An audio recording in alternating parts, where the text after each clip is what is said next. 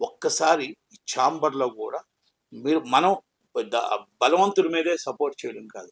బలహీనులను గూడా సపోర్ట్ చేసి అందరిని సమానంగా చూడవలసిన బాధ్యత ఛాంబర్ కౌన్సిల్ అందరి మీద ఉంది. కనుక నేనేమంటున్నానంటే ఆంధ్రాలో గాని, ఇక్కడ గాని డిస్ట్రిబ్యూషన్ మేబీ ఎవరైనా ఉండొచ్చు. కొత్తోడుండొచ్చు, ఇంకోళ్ళుండొచ్చు. సినిమాని బట్టి థియేటర్లు ఇవ్వండి.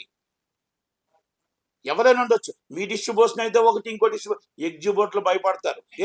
ఎందుకు భయపడతారంటే ఇప్పుడు 'దిల్ రాజు' గారు అంటే సిరీస్ గారు అంటే రెగ్యులర్ సినిమాలు ఉంటాయి. సంవత్సరానికి మెయింటెనెన్స్ సంవత్సరానికి కూడా వాళ్ళు ఫీడింగ్ ఇచ్చేది 'దిల్ రాజు' గారు థియేటర్స్, సిరీస్ గారు.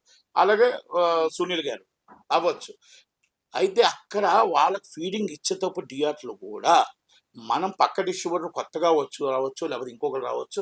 మనకి ఎంతమంది డిస్ట్రిబ్యూటర్లు వస్తే అంతమంది నిర్మాతలకు మంచిది. ఎంతమంది ఎగ్జిబ్యూటర్లు అందరూ ఫ్రీ హ్యాండ్‌గా ఉండగలిగితే మనకు అంత మంచిది.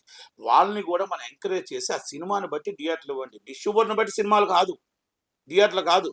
మీరు గుంటూరు కారంకి ఇవ్వొద్దని చెప్పట్లా. మీరు సైంధవకి ఇవ్వొద్దని చెప్పట్లా. నాగస్వామిరావుకి ఇవ్వొద్దని చెప్పట్లా.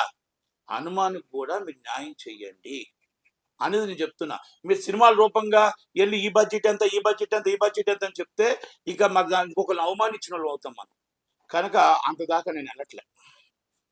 నాకు ఇందాకలో తెలిసిన న్యూస్, నాగస్వామిరంగకు కూడా రేట్లు పెంచారంట. పెంచమని ఏపీ గవర్నమెంట్ని అడిగారంట. అంటే ఎక్కడికి వెళ్ళిపోతుందో నాకు అర్థం కావట్లే. 100 కోట్లు ఏపీ గవర్నమెంట్ వాళ్ళు చాలా చక్కగా చెప్పారు. 100 కోట్లు దాటిన బడ్జెట్ మాత్రమే మేము ఇస్తాం, తక్కువ వాళ్ళకి మేము ఇవ్వమన్నారు. ఒక బ్రోకి ఇవ్వలేదు, ఒక లెజెండ్కి ఇవ్వలేదు, ఒక సినిమా మళ్ళా ఇది భగవత్ కేసరికి ఇవ్వలేదు. విభజించు పాలించు చేస్తారు వాళ్ళు. వాళ్ళది ఎలాగుంటుందంటే వాళ్ళ తాలూకా వాళ్ళ ఇంట్లో వాళ్ళైతే ఎంతైనా సరే ఇస్తారు.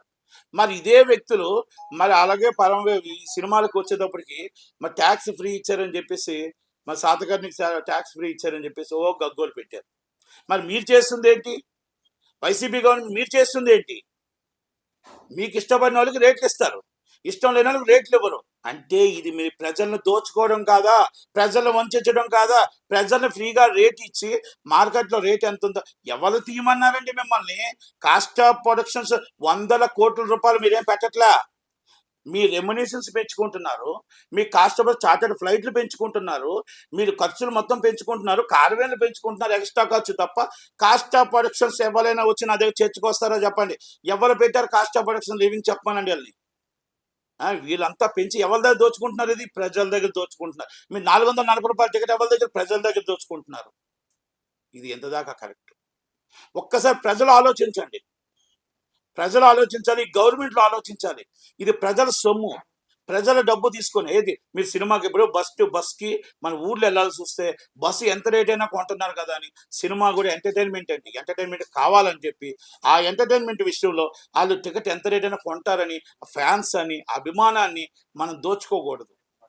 అభిమానాన్ని దోచుకోకూడదు. ఒక్కసారి ఆలోచించుకోవాలి. ఆలోచించుకొని నిర్ణయం తీసుకోండి. ఛాంబర్లు కూడా హనుమాన్ థియేటర్లకు అన్నింటికి థియేటర్లు ఇస్తాయని, గవర్నమెంట్ కూడా 2 గవర్నమెంట్లు చొరవ తీసుకుంటాయని, మరి అలాగే రేట్లు పెంచకుండా చూస్తాయా? మళ్ళా లేదు ఈ రేట్లు పెంచేసి ఈ థియేటర్లు ఆర్టీసీ బస్సులు మొత్తం ప్రైవేట్ బస్సులు జనాల్ని దోచుకుంటున్నట్టు ఈ ఎంటర్టైన్మెంట్ కూడా ప్రజలకు దూరం చేసి వాళ్ళ దగ్గర కూడా మనం దోచుకోవాలని చూస్తామా? ఒక్కసారి ఈ 2 గవర్నమెంట్లు చొరవ తీసుకుంటాయా లేదో చూద్దాం. చూసిన తర్వాత మళ్ళీ మీకు ప్రెస్ మీట్ పెట్టి మాట్లాడతాను.